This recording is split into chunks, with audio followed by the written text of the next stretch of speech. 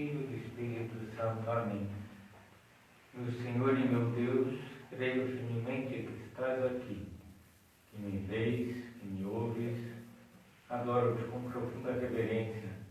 Peço-te perdão dos meus pecados e graça para fazer com fruto esse tempo de oração. Minha Mãe Imaculada, São José, meu Pai e Senhor, meu anjo da guarda, intercedei por mim.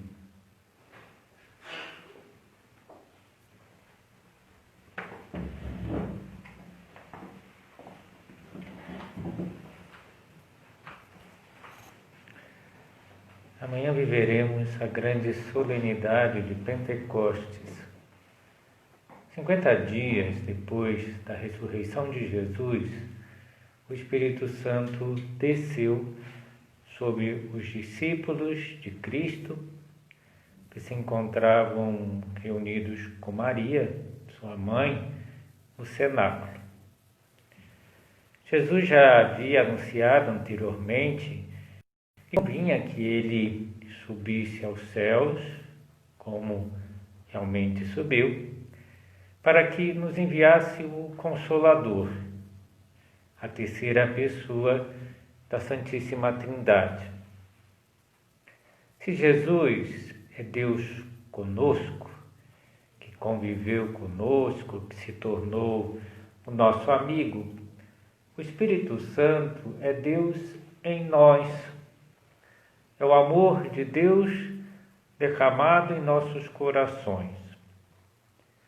O Pentecostes é a grande festa na Igreja que nos ajuda a renovar-nos interiormente através do Espírito Santo que nos é dado. E essa festa nos ajuda a redescobrir a presença e a ação do Espírito Santo na nossa vida. Como sabemos, somos templos do Espírito Santo e ele habita em nós. E é um convite para tornarmos mais íntimo o nosso relacionamento com esse doce hóspede da alma, o amável santificador. Muitas vezes na vida podemos passar por momentos delicados, tanto os bons como adversos, em que podemos sentir a necessidade de mais companhia. Algumas vezes podemos até nos sentir sós, ainda que estejamos com outras pessoas ao nosso lado, ainda que não falte a companhia de pais, parentes, amigos, mas talvez ainda falte a nossa companhia mais íntima, que nos dá mais aconchego, que mais nos consola e nos anima. Precisamos de alguém que viva conosco continuamente e até mesmo lute conosco. E esta é a companhia que nos faz o Espírito Santo. Também quando sentimos que a nossa alma está esfriando, que já não estamos vibrando com o amor de Deus, que até mesmo nos acostumamos com as coisas mais santas na nossa vida, como a missa, o sacrifício redentor de Cristo, a confissão, em que recebemos o perdão do Senhor, a oração, em que dialogamos com o Senhor. Quando deixamos entrar a rotina em tudo isso, necessitamos voltar a acender a nossa alma no amor de Deus e enchê-la do calor de Deus. O Espírito Santo é esse fogo de Deus que faz arder o nosso coração e o aquece. Ou quando vemos que Deus nos pede um salto de qualidade na nossa vida cristã, ou em uma determinada virtude que Deus nos pede, por exemplo, na piedade, na humildade, na fortaleza, na compreensão, na misericórdia, e nós queremos crescer, mas com razão desconfiamos das nossas próprias forças, pois já tentamos tantas vezes. E o Espírito Santo é quem nos aconselha e nos dá força para viver aquilo que nós precisamos viver. E nesses momentos, devemos buscar o convívio mais intenso com o Espírito Santo, que é exatamente a nossa mais íntima companhia, o consolador que precisamos para a nossa vida, é a fortaleza de Deus em nós. Como diz o hino Veni Creator, o Espírito Santo é dom de Deus Altíssimo, fonte viva, fogo, caridade e unção espiritual. E é hora de clamar com palavras de oração ao Espírito Santo. Vinde, Espírito Santo, enchei os corações dos vossos fiéis e acendei neles o fogo do vosso amor. Enviai, Senhor, o vosso Espírito, e tudo será criado e renovareis a face da terra. Oremos, Deus, que iluminaste os corações dos vossos fiéis com a luz do Espírito Santo. Concedei-nos amar no mesmo Espírito que é reto e gozar sempre da sua consolação. Por Cristo nosso Senhor. Amém. O Espírito Santo é quem remove os corações dos cristãos. Podemos recordar o que aconteceu com os apóstolos no dia de Pentecostes. Eles estavam reunidos em oração com Maria, mãe de Jesus, e de repente um vento impetuoso encheu toda a casa em que se encontravam. E não só sacudiu a casa, mas também o pensamento, a vida espiritual de todos os que estavam ali dentro. A maioria deles se sentiam fracos, percebiam a enorme desproporção entre o muito que Deus lhes pedia e o que Deus esperava deles. Eles tinham recebido a missão de pregar o Evangelho a todas as criaturas do mundo e o pouco que cada um deles dava. Estavam atemorizados, encolhidos, percebiam que estavam cheios de limitações humanas, fraquezas, abandonos, desleixo. Isso os desanimava. E tinham dificuldade de entender as coisas com profundidade, não eram muito inteligentes. Também tinha falta de vontade, não queriam mesmo colocar em prática tudo que Deus lhes pedia.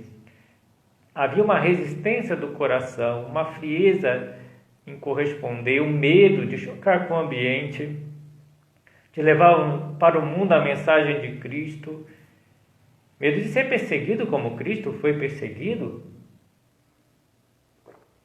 E de repente, no dia de Pentecostes, ficam repletos do Espírito Santo. E surgem umas línguas de fogo sobre as suas cabeças, como um excesso do fogo do amor de Deus que havia no coração deles. E houve uma verdadeira revolução interior, renovação do coração. Iluminaram as suas inteligências, inflamaram seus corações e começaram a pregar a mensagem cristã com uma enorme segurança, a falar com eloquência. Eles que eram homens sem muitos estudos, sem letras, viram-se transformados e falavam com a autoridade de Cristo e operavam através deles verdadeiros milagres, como acontecia com Cristo. E Deus promovia muitas conversões, centenas, milhares. E o fogo do Espírito Santo foi queimando aquela visão humana que os prendia a uma conduta acanhada, amedrontada. E eles se sentiram seguros, se sentiram filhos de Deus, amados incondicionalmente por seu Pai Deus.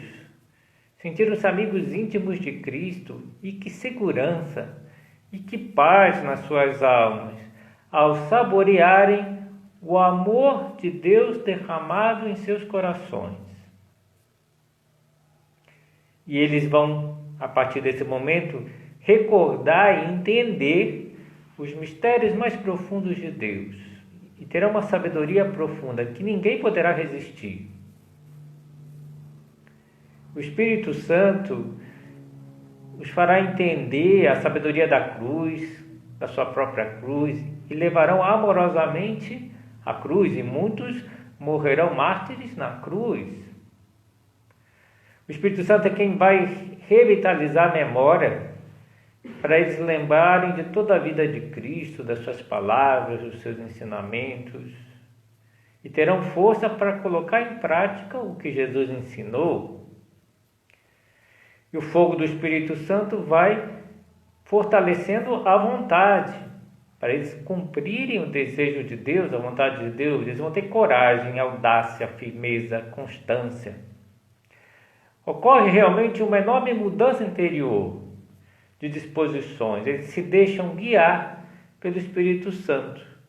Embora humanamente fossem fracos, pouco doutos, não tinham uma fortaleza humana elevada, não tinham uma grande sabedoria, mas contavam com a sabedoria de Deus, com a fortaleza de Deus, com o entendimento de Deus.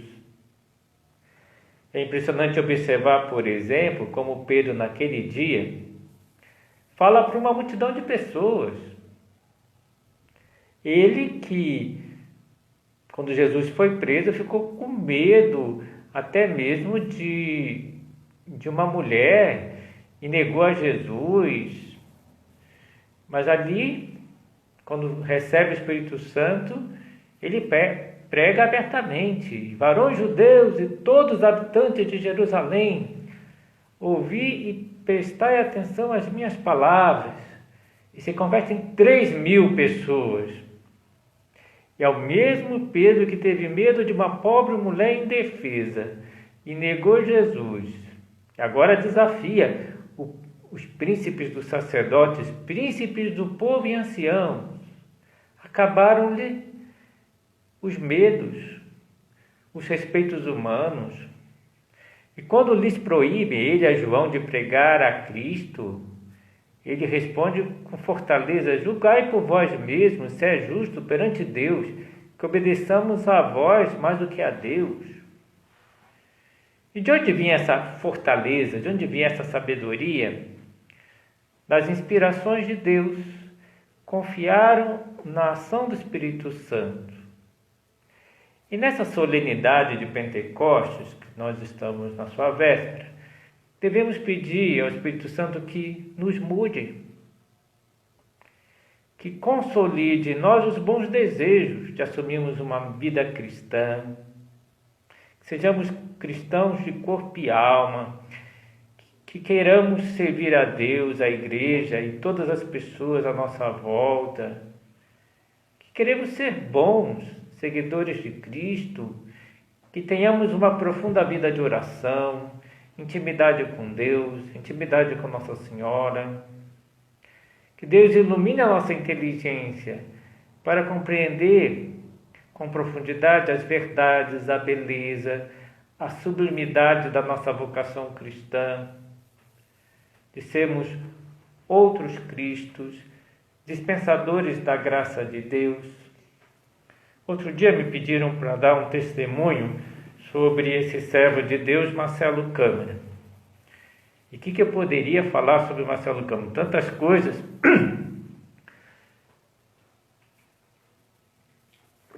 Mas eu dizia uma coisa que me chamava muita atenção. O Marcelo Câmara tinha uma profunda intimidade com Jesus Cristo, uma relação muito forte. E ele aprofundou na vida de Cristo. Mas não foi só um aprofundamento teórico. Ele se convenceu que ele devia ser como Cristo, que deveria ser a presença de Cristo no mundo. E deu um passo a mais. Ele perdeu todo o medo e todo o receio de ser como Cristo. Às vezes a gente tem um certo receio de abrir o nosso coração totalmente a Jesus, porque que a gente tem a impressão, vou perder alguma coisa. O Papa Bento XVI dizia, nós não perdemos nada quando abrimos a porta do nosso coração a Jesus. Mas às vezes a gente tem medo. O que vai ser de mim, da minha personalidade? Marcelo Câmara perdeu esse medo. Ele dava os conselhos para as pessoas que Jesus daria, sem ficar com medo de que iam pensar que ele era beato ou qualquer coisa. Agora talvez seja beato mesmo, né? Mas não beato no mau sentido da palavra. Ele acolhia as pessoas como Cristo acolheria. E às vezes dizia, meu querido, que alegria te ver, né? Porque ele perdeu o medo de ser como Cristo. Isso eu acho que é um grande dom de Deus, do Espírito Santo, que faz com que a pessoa queira ser Cristo e perda todo medo, porque sabe que está fazendo melhor. Ele disse uma vez para um amigo, a pessoa que eu mais amo é Jesus. Será que a gente tem coragem de falar isso abertamente?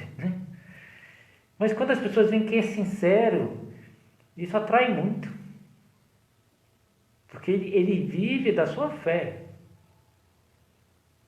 Mas para isso é preciso fortaleza. Sem medo do que vão falar de nós. É preciso colocar Deus em primeiro lugar da nossa vida mesmo. Que todos os nossos projetos, todos os nossos planos sejam cumprir a vontade de Deus. Quando ele passou no Ministério Público, o que ele me disse? Que bom, porque eu poderei servir a Deus levando os valores cristãos ao Ministério Público. Ele via como um serviço a Deus que ele poderia fazer com a profissão. Então ele estava centrado em Cristo. E por isso ele foi muito santo. Mas o que significa ser santo? Há muitas maneiras de definir santidade. Encontrei em um livro uma definição bonita e muito interessante. A santidade cristã consiste na maturidade do amor e na intensa e predominante ação do Espírito Santo em nós. É deixar o Espírito Santo agir em nós. O Espírito Santo, como é o amor, nos amadurece no amor. Então, Marcelo Câmara teve a sua personalidade enriquecida, amadurecida pelo amor de Deus. Então, a santidade consiste no crescimento do amor de Deus em nossos corações, da presença do Espírito Santo em nós, através dos seus dons. E se nós formos cristãos maduros, seremos profundamente felizes. Só crescendo no amor de Deus, experimentaremos as alegrias mais profundas da vida, que ninguém pode tirar. Os apóstolos, quando receberam o Espírito Santo no dia de Pentecostes, ficaram repletos de alegria. Então, sejamos generosos com Deus, que Deus derramará abundantemente seus dons em nós. E há tantos dons do Espírito Santo na nossa vida. É pena que nós não saibamos apreciar, agradecer a Deus os dons do Espírito Santo. Por outro lado, como é triste ver que algumas pessoas não são capazes de reconhecer os dons que receberam de Deus. Há pessoas que são como que cegas aos dons de Deus.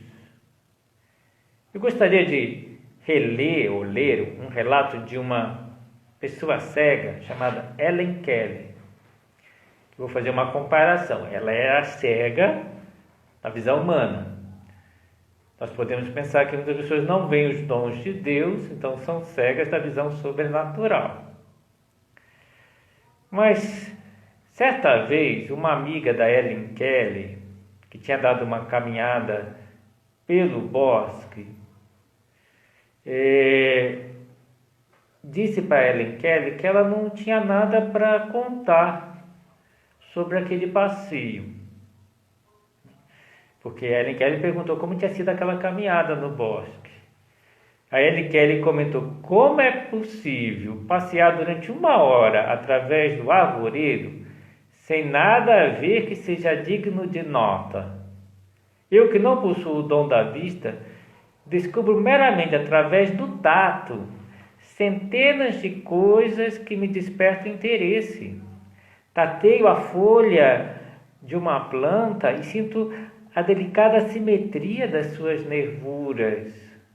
Por vezes o coração chora-me no peito com desejo de ver todas essas coisas que a cegueira me esconde. Se o simples contato da mão me pode dar tanto prazer, quanto mais a beleza da visão das coisas poderia revelar-me. Já me tenho abandonado a imaginar o que é que eu mais gostaria de ver. Se me fosse dado o uso dos olhos, digamos, por 3 dias apenas. Eu vou resumir porque o texto é grande. No primeiro dia, gostaria de ver as pessoas, cuja bondade tem tornado minha vida digna de ser vivida. Eu não faço ideia do que seja poder ver o coração de uma pessoa amiga através do que chamam a janela da alma, os olhos. Tudo que eu posso ver são contornos de uma face através da polpa dos meus dedos. Chamaria à minha presença todos os meus amigos queridos e olharia demoradamente nos seus olhos, de modo a gravar na minha mente as evidências externas da beleza que mora dentro de cada um. À tarde, eu daria um grande passeio pelos bosques. Embriagaria os meus olhos com as belezas do mundo natural. E rogaria a Deus que me deixasse ver agora de um ocaso deslumbrante de cor. Essa noite eu acho que eu não seria capaz de dormir. No dia seguinte, eu me levantaria com a primeira luz da aurora para assistir ao milagre empolgante pelo qual a noite se transforma em dia. Cheia de reverente assombro, eu haveria de presenciar o panorama de luz com que o sol desperta a terra adormecida. Neste meu segundo dia, me esforçaria por penetrar na alma do homem através das obras de arte. Na manhã seguinte, levantaria bem cedo, mais uma vez, para saudar o raiar da aurora, ansiosa por descobrir novos prazeres, novas relações de beleza.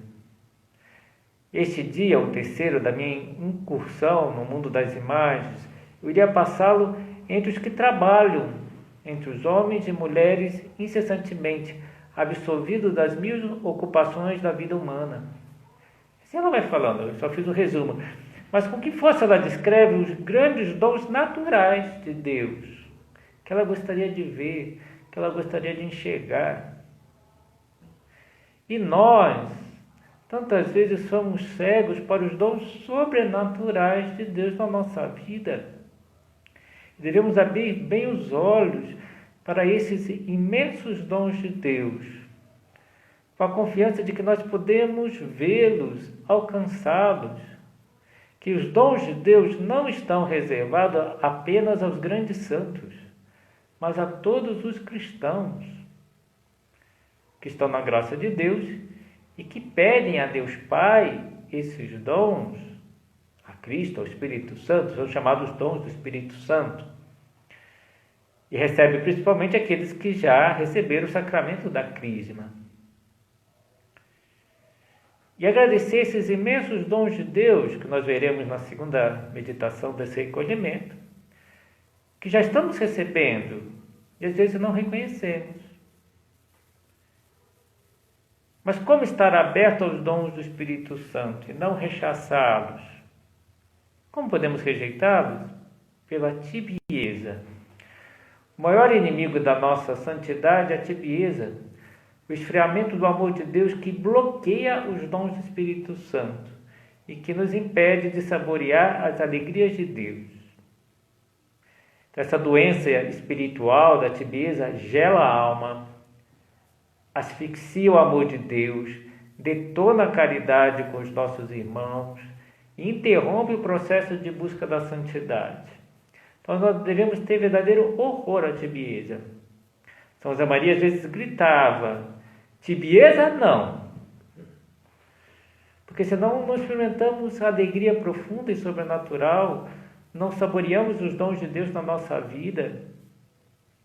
E devemos estar atentos a possíveis sintomas da tibieza na nossa vida, que é o desleixo espiritual, a displicência nas coisas de Deus, que vai tornando a nossa piedade formal, vazia.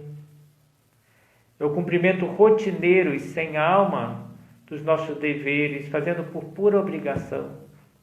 Eu falei do Marcelo Campos, um dos depoimentos que eu dei, ele não fazia nada por obrigação. Eu tenho que fazer. Ele fazia por amor. A indiferença para com o próximo, principalmente para as pessoas da família. Isso é fruto da tibieza. Esse pensava, não estou nem aí para ela. A tibieza leva a permitir uma conivência disfarçada com as tentações. E surge o desejo de tirar uma lasquinha de coisas que são pecaminosas, de sensualidade, de gula, de preguiça. E não podemos deixar que se apague a chama do amor a Deus na nossa vida espiritual por esse vento gelado da tibieza. Devemos tomar muito cuidado, porque a pessoa tíbia encontra 1000 desculpas esfarrapadas para justificar as suas negligências. E sempre podemos notar a tibieza pela falta dos dons do Espírito Santo, já que a tibieza afoga o amor de Deus na nossa alma. Então, numa alma tíbia, nós não encontramos os frutos do Espírito Santo, os dons do Espírito Santo. Então, não encontramos a alegria profunda, radiante, que os santos tinham. E vamos encontrar o quê? Amargura, mau humor. Não vamos encontrar a paz e a serenidade, frutos do Espírito Santo, porque ela não irradia isso, porque não possui. Mas vamos encontrar o quê? Intranquilidade, nervosismo.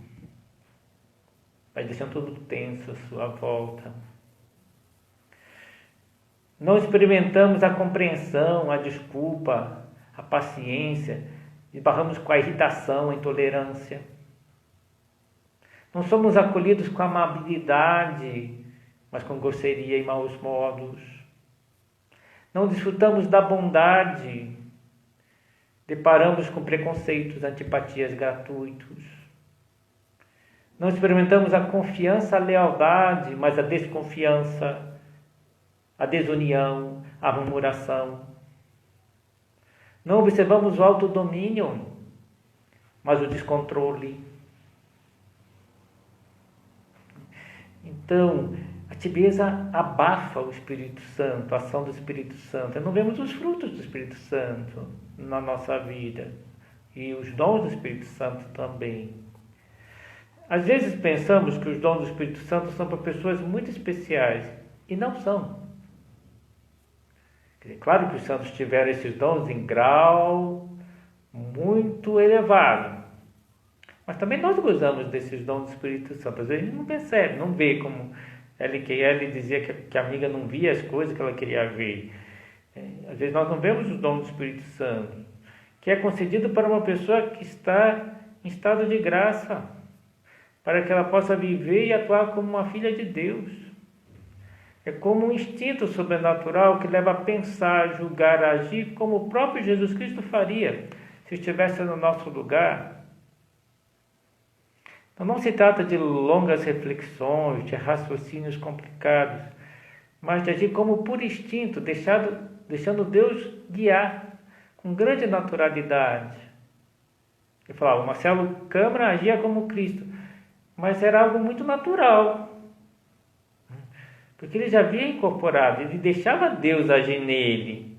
Isso aí é muito natural, a acolhida, o conselho. Uma vez ele deu conselho para o pai, poderia parecer estranho, um filho dando conselho para o pai, mas ele fazia com tanto carinho que o pai até gostou.